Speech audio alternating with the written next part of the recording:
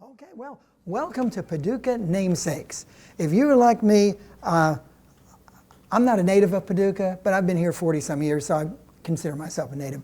There are places in Paducah that we travel by all the time and may have wondered, at least I have, who was this person that this street or place is named after? Now, we all know the obvious ones, obviously, like these guys right here. You know, we have Irvin Cobb Drive, Hotel Irvin Cobb Bridge, Alvin Barkley Drive, Lake Barkley Dam, Barkley Regional Airport, show-offs. But anyway, what about the others that we travel on or past all the time? Many Paducans may not be familiar with the stories behind these places that we see so frequently. So let's take a little trip through Paducah and learn about these namesake destinations. So we're going to start off with a map of Paducah, and we're going to travel down a couple of streets, eventually go down Kentucky Avenue, down to a little street here called Walter Jaton Boulevard. I know you've heard of that. Now, Walter Jaton, in 1973, the city named Muro Boulevard to Walter Jaton Boulevard. There's even a monument in the middle of the boulevard to honor Mr. Jaton, who was also been called Mr. Tillman. Now, Walter Jaton was born near Sedalia in Graves County in 1886. He was one of 7 children. This is an actual picture of the family there. He started teaching at age 18 in the Wilford School just about a mile from where he was born. He passed the teacher's exam in 1907, and in 1908 he moved to Mayfield so he could attend West Kentucky College there. Now, not Western Kentucky College, but West Kentucky College. But you didn't know there was one in Mayfield at that time. He attended there a few months before going to UK. In 1913, he graduated and landed a job as principal at Mount Sterling High School. Then in 1917, the United States went into World War I. Jaton tried to enlist, but he was rejected due to a heart murmur. Since he had some sales experience, he talked the Army into letting him work recruiting. That's kind of sales. After the war, he taught for a while at Henderson. Then he went on to the University of Chicago. In 1919, he returned to Mayfield to sell real estate, but then again left in 1920, and he became principal of the Portland High School in Oregon. But by 1922, he wanted to return home. So he applied for the position of principal at Augusta Tillman High School. And with the help of a friend, he was able to get hired sight unseen. He figured if they allowed that since they could just hire somebody else the next year if they didn't like him. But Jaton stayed in that position for 34 years. He was a strict disciplinarian and required of his students and staff, quote, not mediocrity, but perfection, end quote. That's pretty hard to require, perfection. And demanded excellence by all. During his tenure there, an estimated 20,000 students passed under his guidance and leadership. Maybe some of you passed under his guidance and leadership. Do we see any nods here? No? Nobody? Wow. Well, in 1924, in the Augusta Tillman High School yearbook, it states that Jaton, quote, he governs by showing the justice of the regulation imposed, unquote. In an interview, Jaton described his students like this, quote, this is not an easy task to understand that tender, that rude, that mischievous, that bold, that exasperating, that emotionally complex, that strange creature, an adolescent boy or girl. But you must, end quote. He would often sneak up on the students when they were not following the rules and catch them, and that earned him the nickname among the students as Pussyfoot. Mr. Jaton was advisor to many candidates for local office and helped run campaign ads, but he rarely became publicly involved in a campaign. Someone once said this of him, he never worked for a loser.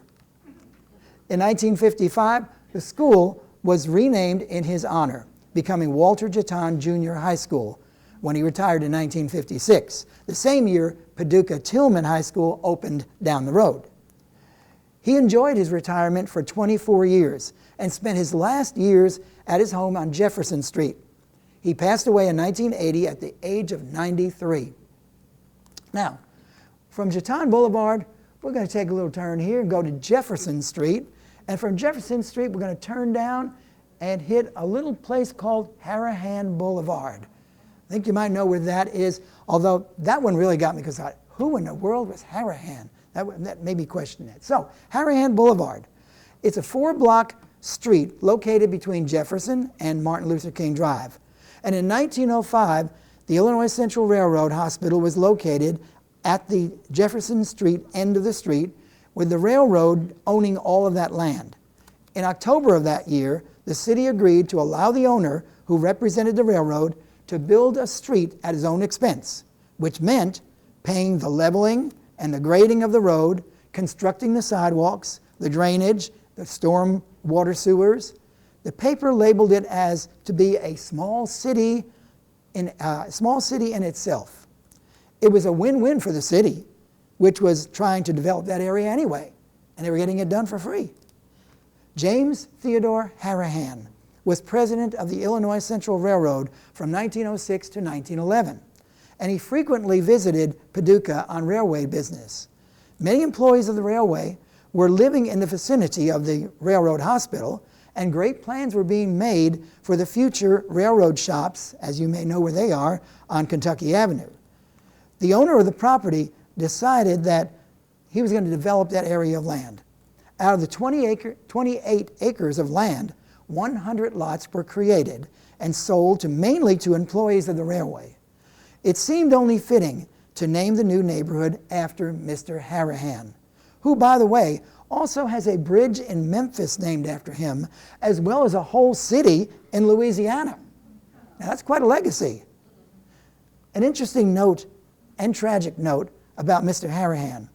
In 1912, as an executive on the railroad, he and other executives were riding in a private car on train number 25 southbound from Memphis. As it approached Kilmundy, Illinois, the train stopped to take on water. They had been given orders to take the siding, but they thought they had enough time before train number 3, the Panama Limited, was to come. The Panama had the right of way, and believing it had a clear track as it approached Kilmundy at 50 miles an hour, there was no time to stop. It crashed into the private car at the rear of number 25 and demolished it. All the passengers on that private car, including Mr. Harahan, were killed instantly. Now, the fascinating and ironic part of this tragedy is that the engine that was pulling 25 had been a reconditioned engine. It was the same engine driven by Casey Jones 12 years earlier when he crashed into a stalled freight train in Vaughan, Mississippi, killing Jones in that famous train wreck. Same train. So the next time you drive by on Harahan Boulevard, think of its beginnings and the man for whom it was named, James Theodore Harahan. Now, from Harahan Boulevard, we're going to get back on Jefferson. We're going to go all the way down Jefferson. We're going to go up 28th Street, which is now known as what?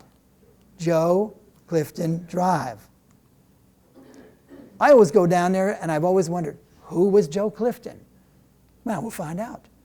We drive down Joe Clifton Drive as we go to Starnes and Dairy Queen and maybe Pizza Inn and Noble Park, but do we ever think of who it was named for? Well, born in Marion, Kentucky in 1908, Joe Clifton and his brother lost their father in 1910. His mother moved to Paducah, where she raised the boys there. This is the actual spot on Jefferson where his home had been at that time. Now, Joe went to Augusta Tillman High School. In fact, he was there when Walter Jaton was there. And he became very skilled in athletics. He played many sports, lettering and four, but he was best known for his football prowess. He was a born leader, becoming the class president of his senior year in 1925. By the way, all of these pictures come from the yearbooks, which are downstairs in our genealogy room. After graduation, he continued his education at the University of Kentucky, which took advantage of his football skills. For a while, he played at UK, and he received the nickname Jumping Joe for his skill on the gridiron. Then in 1928, he received an appointment from the Naval Academy. He continued to play football there and became quite known for his athletics. The year before he graduated, he was named All-Eastern fullback of 1929. World War II came. Joe used his skills from the academy, and also he started flying planes. His career in the war was outstanding, and eventually he moved up the ranks to Rear Admiral. It is said that he logged on over 1,000 hours in prop and jet aircraft. He and his squadron did great damage to a Japanese fleet as well as their planes. They are credited with destroying 102 Japanese planes and damaging more than 78. He himself shot down 5 Japanese planes and even brought back a Japanese Zero, which gave the Navy valuable technical information to help during the fight. He was assigned to the command of the U.S. Saratoga and engaged in one of the biggest battles of the Pacific. And that's actually Joe flying the plane, that actual picture there. Now, Clifton once told Will Rogers, his friend, quote, "It takes teamwork in everything, and I don't believe anything has ever helped me any more than the things I learned in athletics has helped me," end quote. Among the awards that Clifton received for his courage and bravery and service were the Legion of Merit, Gold Star, the Distinguished Flying Cross with Gold Star, 2 Air Medals, and the Distinguished Service Order of Great Britain. On a visit to Paducah in 1944, he was given a hero's welcome at the airport, driven down 32nd Street and the length of Jefferson, where they had what was called at that time the Avenue of Flags. And on the boulevard, they flew all in his honor, with the homecoming parade starting at the end at Broadway. While he was on that visit, the city voted to change the name of North 28th Street to Joe Clifton Drive. At that time, the street was a broad gravel drive, and the city stated that it would be paved after the war. So, in August of 1944, Joe Clifton Drive became a reality. After the war, Clifton commanded an air group and the U.S. 7th Fleet. He took command of the Naval the Air Station in Memphis, and while there, from 1954 to 1956, the 47-year-old Rear Admiral played a football game, ran 30 yards, and accomplished 4 solo tackles. 47 years old.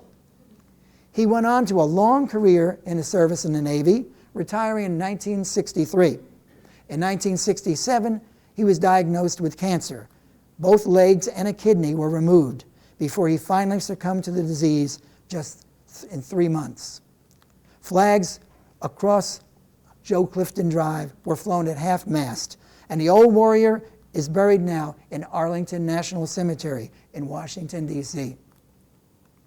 Now, from Joe Clifton Drive, we're going to go on down to H.C. Mathis Drive. Now, H.C. Mathis is a street on which we travel frequently, but just who was he? Howard Conway Mathis was born in Paducah and known as H.C. Mathis. He was born in 1912, and he was about 7 miles south of Central City in Greenville. That was the county seat of Muhlenberg County. He lived in a segregated world, as did many African Americans did then. He once said that black and white children could play with each other and even go to each other's houses, but they couldn't go to school together. But in the mining community of Greenville, he observed that black and white men were digging in the same mines, side by side, made the same wages, and were basically on the same economic scale. There appeared to be no segregation in that aspect. He graduated at age 15. He would go on to Knoxville College. Then he started teaching, first in elementary school. Then he taught psychology at a high school in nearby Drakesboro, Kentucky. He went on to become the principal there for 10 years, spending 39 years in the field of education. He once said his philosophy of life was to bring about equality for all persons, instill a zest for life, and have students believe in themselves. He earned 2 degrees from Tennessee State College, and in 1957, he was hired as the director of the West Kentucky Vocational School in Paducah, a post he would have for 16 years. When he arrived in Paducah, the school had much work to be needed. The buildings were not in good shape. The morale was low at the school. He, along with the teachers and students, worked to fix up and build a parking lot, learning crafts and skills at the same time. While as director, Mathis instituted the intern and co-op programs where students were provided the opportunity to get experience and skill in real-life work situations. Mathis believed that education should encompass all of life, not just in the classroom. Mr. Mathis went on to serve in many boards in the community, such as Paducah McCracken County Red Cross, Boy Scouts Council. He was involved with countless others, making an important mark in his community. Mathis had many accomplishments. He had been selected to be on the State Board of Education and was the first African American to be president of the Kentucky Vocational Association. He also oversaw the change of the school to become part of Western Kentucky Community and Technical College. He retired in June of 1973, as did his wife Eloise, who taught at Clark School. The month after Mathis retired, the city honored him with an ordinance which changed the name of Thompson Avenue from Joe Clifton Drive to Caro Road. It became known as H.C. Mathis Drive. Mathis died in 1986 at the Mayo Clinic, but left behind a legacy of strong leadership in the community and as well as education. We are reminded of this whenever we travel on H.C. Mathis Drive, which passes, by the way, right by the old Western Kentucky Vocational School, which is now a place for our senior citizens to gather. Now, let's leave H.C. Mathis Drive and turn on that little corner there onto Noble Park. Now, we always see that sign that says Bob Noble Park, but just who was Bob Noble? Captain Robert, or Bob Noble, was truly a noble man. He was a river captain, an entrepreneur, a philanthropist, as well as a champion for Paducah. Born in 1855 in Louisville, his family moved to Paducah in 1857 when he was just 2. His father, Colonel John S. Noble, started the Paducah Herald, a morning newspaper. His family built a home at the intersection of Lone Oak Road and Blandville Road, where Walgreens is now at Hannan Plaza. Bob Noble worked for the wholesale grocery firm with his brother, and later a transfer company. He was a riverboat captain who established the Ohio River Sand and Gravel Company in 1913 at the foot of Monroe Street, the biggest industry of its kind in the South. The company is now known as Federal Materials. 1913, the city purchased 114 acres at Thompson Avenue, which as we know now is H.C. Mathis Drive, and Hinkville Road, which now is Park Avenue, for $25,000 for the purpose of creating a premier park. Up till then, the premier park of Paducah was Wallace Park, which was at the end of the streetcar line, across from where the Coke plant was later built. The new proposed park was a wooded, undeveloped area known as Forest Park. For 13 years, it remained densely wooded with a few riding or walking trails. During that time, there was a moonshine business flourishing in the gully, which is behind the present amphitheater, if you know where that is in Noble Park. There's a little gully that's where the moonshiners hung out. The area was a well-known haven for outlaws and shiftless characters. It is not surprising that due to the stills and the outlaws and many muggings that took place there, young people started calling it Monkey Wrench Park, since, as the story goes, no one dared enter those woods without being armed with a monkey wrench for protection. Noble, who was on the park commission, made an offer to donate $10,000 for the park. Now, in today's terms, that's about $140,000, with the stipulation that the city matched it. And they did. They took him up on the offer, and they renamed the park Bob Noble Park. In 1935, he donated more money to pave the main park roads and bought playground equipment. A swampy area in the park was dammed up in the 1920s and turned into a lake. And in 2018, it was named Lake Montgomery, after our mayor, Jerry Montgomery, who just recently passed, and her tireless efforts to improve the city and the park. A footbridge was added in 1940, and in 1937, the year that Noble died, the Noble Park Pool opened. Captain Noble was a man of a charitable nature. He made numerous gifts to his parents' church, which was Grace Episcopal Church. He also donated to several African American churches in the city.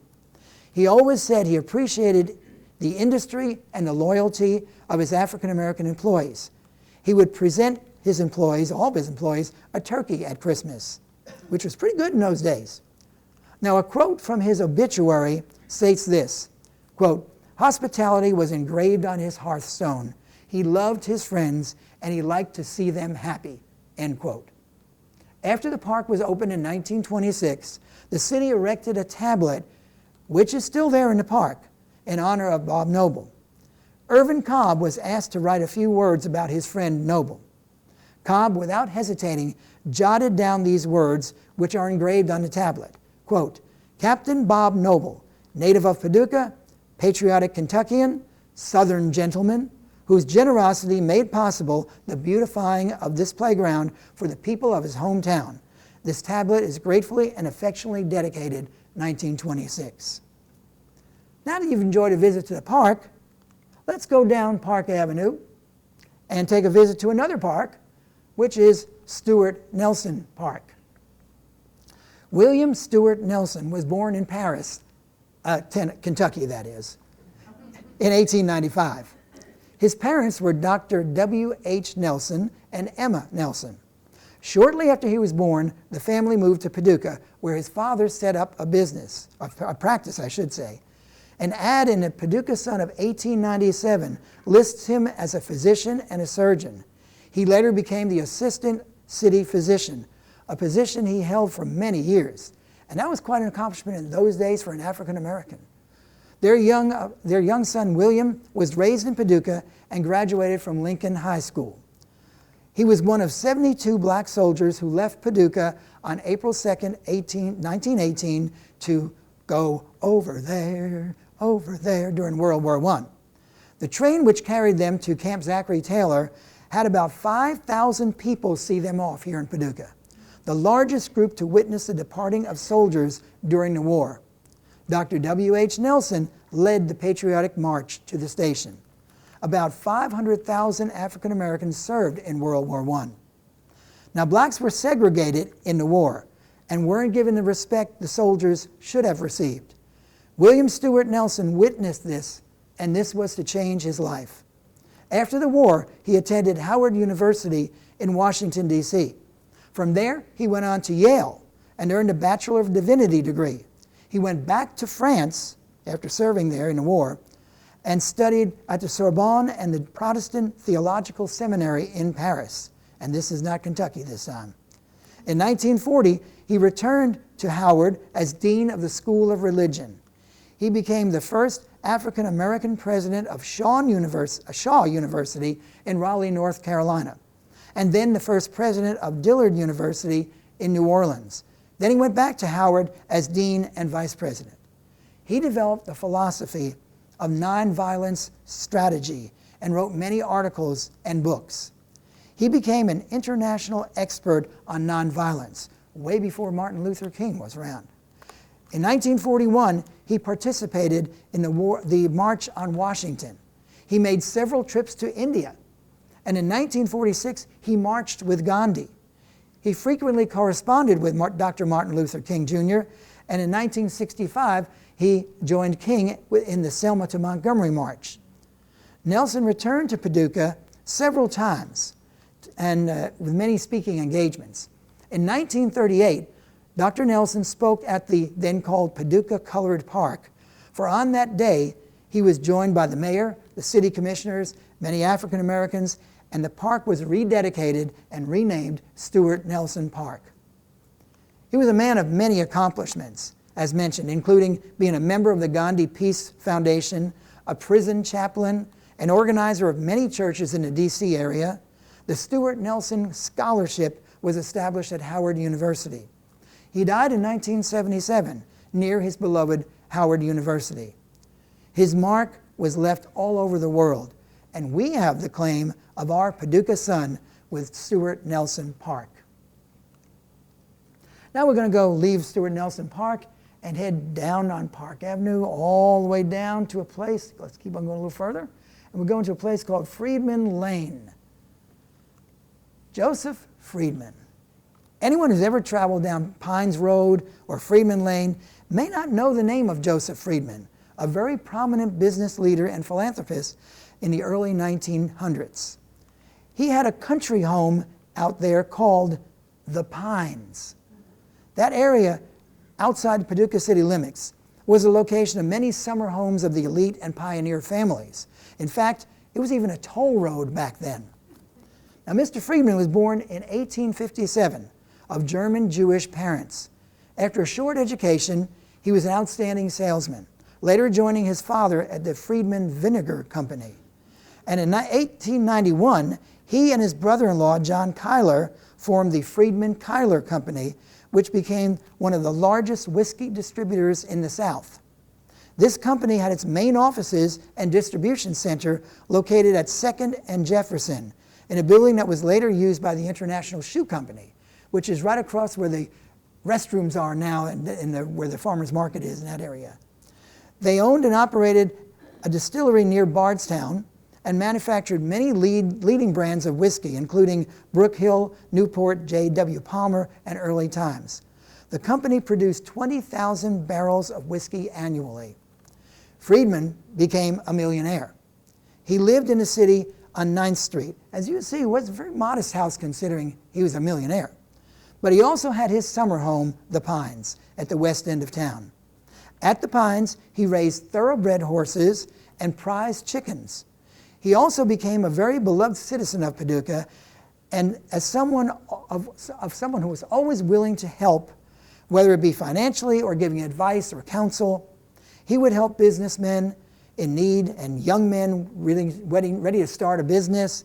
He would encourage them and advise them. He was the builder and owner for a while of the Palmer Hotel downtown, as well as the Kentucky Theater. Among other positions, he was the vice president of the City National Bank. And you'll notice that that bill actually has on it the City National Bank of Paducah. And that's a legitimate bill. He helped with the poor. He helped finance an orphanage called the Home of the Friendless. With his financial assistance, the Joseph Friedman Settlement House on South 3rd was also formed to help orphaned and indigent children. It was later donated to the Paducah Women's Club, who ran it as such. And in 1976, it began service for alcoholics and drug abusers. The building which was built in 1860, was torn down in 2014. Upon hearing of the Great Flood of Paducah in 1913, he boarded the last train to the city and not only offered to help financially by purchasing many supplies for the victims, but he actually went out there, put on his wading boots like all the other flood workers, and helped give relief to the flood victims. He was in Chicago on business in July of 1913 when death came quite unexpectedly. His body was carried back to Paducah on a special train coach, along with another train car which just carried the floral arrangements. That gives you an idea how many floral arrangements he had. His funeral procession was from the Pines to Temple Israel Cemetery, that out in Lonoke, which was 3 miles and hundreds of vehicles. Retail businesses closed during his funeral, and the electric company and trolleys ceased service during that time out of respect. Irvin Cobb remarked that Friedman stated this, quote, "Let me say a word about my best friend that I ever had when I needed a friend, Joe Friedman, a Jew who possessed more than of the so-called Christian virtues than any man I ever knew," end quote. And that's Joseph Friedman. Now let's go down Friedman Lane. There we go. And past Pines Road. And we're going to turn on to Buckner Lane. Now the Buckner Lane is still a question mark in my research. I haven't found a definite connection, but I think I've figured it out. So we're going to go by that. The name Buckner Lane, or as it was called in the old days, West Broadway, it remains a mystery. A search of records in the City Hall and the courthouse came up empty. So after all this research, I've drawn my own conclusions. The background of Simon Boulevard Buckner seems to be a legitimate reason for a street being named in his honor. If not, he still lived an interesting life, and you can be the judge. Now, he was named for a South American general, Harahan Boulevard. Buckner was born in Munfordville, Kentucky in 1823 at the family home of Glen Lilly. Buckner entered West Point in 1840, and upon graduation, he went on to serve in the Mexican-American War. There, he was under the command of a friend and a fellow West Point graduate by the name of Hiram Grant, later became better known as Ulysses S. Grant. In fact, as he left the Army, he helped his old friend Grant by covering Grant's hotel expenses while he was waiting for money from Ohio. In 1861, he was back in Kentucky commanding the State Guard, trying to enforce Kentucky's neutrality policy at the beginning of of Civil War. When neutrality was broken by General Polk's occupation of Columbus, Kentucky, Kentucky was split for its loyalty, and he had to make an important decision. He was approached by the Union and Confederate armies to accept a commission. He eventually accepted the commission of the Confederate Army. Here is where there's a strange twist of fate for him. He was one of the lesser commanders in Fort Donelson when, faced with defeat, the higher officers left to avoid capture, leaving Buckner in charge to surrender. And who did he surrender to but good old unconditional surrender Grant? He became the first Confederate general to surrender an army in the war. The old friends talked of old times before Buckner became a prisoner of war. After 5 months, he was exchanged for a Union general, and then he continued in the war. Now, when Lee surrendered, Buckner, now in Louisiana, was ordered to surrender the remaining troops stationed in New Orleans, therefore becoming, now get this, the last lieutenant general to surrender an army in the war. He was the first and the last. Maybe not a good one because surrendering, but anyway. In 1885, his friend Grant died of cancer, and out of mutual respect they each had for one another, he paid for Grant's funeral, because Grant was a pauper at that point. Luckily, Mark Twain helped him write his autobiography, which saved the family. Buckner also paid Grant's widow a financial monthly allowance, which she lived out her years getting it from him. In 1887, Buckner became the governor of Kentucky. In the midst of turmoil, the eastern part of the state was torn with violent feuds, the most famous one, of course, being the Hatfield-McCoy feud. Buckner's state treasurer absconded, taking $250,000 from the treasury, and that's in money back then. That's a lot of money, $250,000. Neither him nor the money were ever seen again. After his 4-year term, Buckner, believing in the gold standard, became something known as a gold Democrat. He became the vice presidential candidate of that party in 1896. There's a campaign button with him on it. After being defeated, yes, the gold Democrats were defeated, he left politics and returned back to his home in Glen Lilly, where he died in 1914, and at 91 years old became the last Confederate lieutenant general to die. He had a lot of records on that. He's buried in Frankfort Cemetery. The first mention in the newspaper of a Buckner Lane is in 1903, dealing with the grading of the street. In 1907, ads were put in the paper for cheap, low-priced, as it says here, small homes. And then it was just a graveled road called Buckner Lane Road. Could this well-known street in Paducah have been named for General Buckner? I think with his status in the Civil War, being native-born Kentuckian, governor of Kentucky, as well as a well-known figure in politics of that day, I think that's very plausible. So I'm going to stick with my story. I don't know what you think, but that's what I'm going by. Now, we're going to leave Buckner Lane, and we're going to go to right down Lone Oak Road for our last place, which is Hannan Plaza.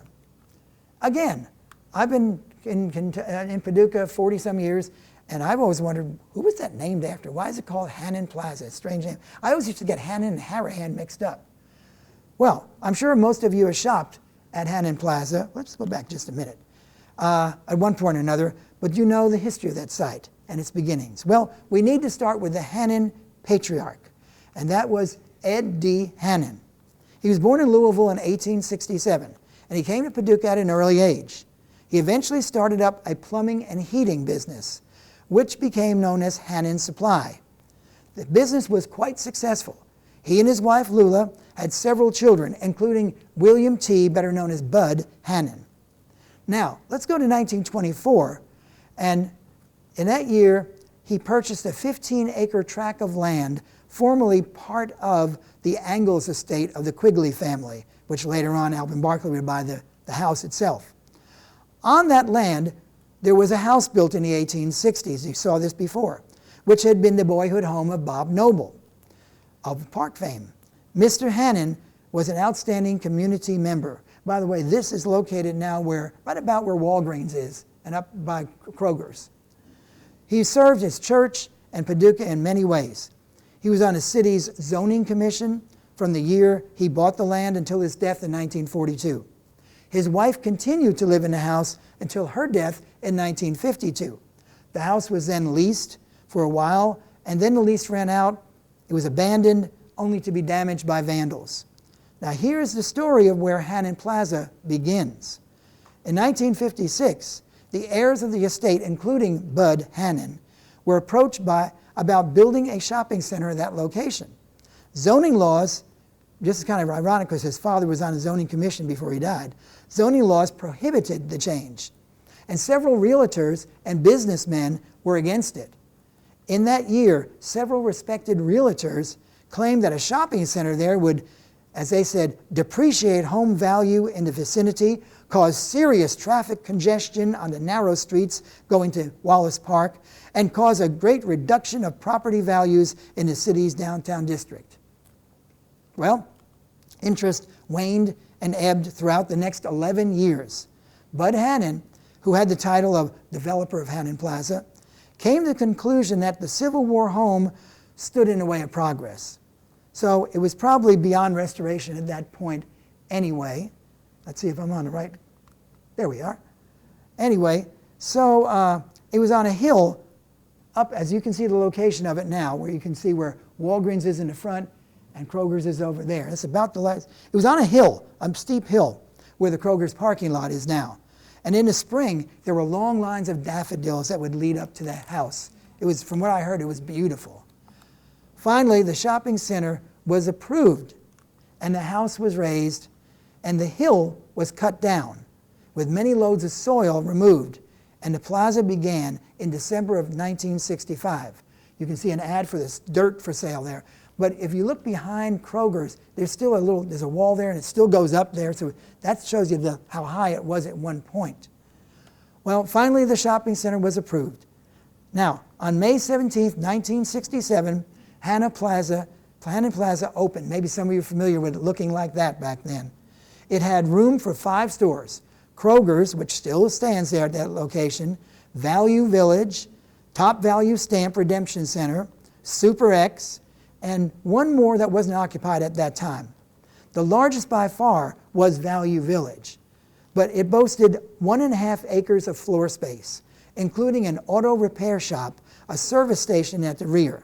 Kroger's contained 1/2 acre of floor space, and both anchors had a mall connecting them to the other businesses. You may remember going from Kroger's to Super X directly without having to go outside. There was a little entrance there. Now, Value Village is gone, as are the others from time to time. Became Party Mart, that's gone. The furniture store recently left there. But Hannan Plaza has still remained a vital part of Paducah for over 50 years. Now, there are other Paducah namesakes, and we could go in a long time talking about more of them. For example, there's a Clarence Gaines Street. Great story on that. I've tied a story on him. Brooks Stadium. I've done a story under Brooks. Montgomery Lake, which I showed you earlier in Noble Park. Oscar Cross Avenue. Otis Dinning Drive. Chester Hack Drive. Wayne Sullivan Drive. Now, Harahan Boulevard and all those others, but they all have interesting stories. But if you made a difference in Paducah, would you be have a street named after you? Who knows? Maybe someday you will, and your name will be up on one of those. Okay, thank you. Thank you very much for coming. I enjoyed doing this.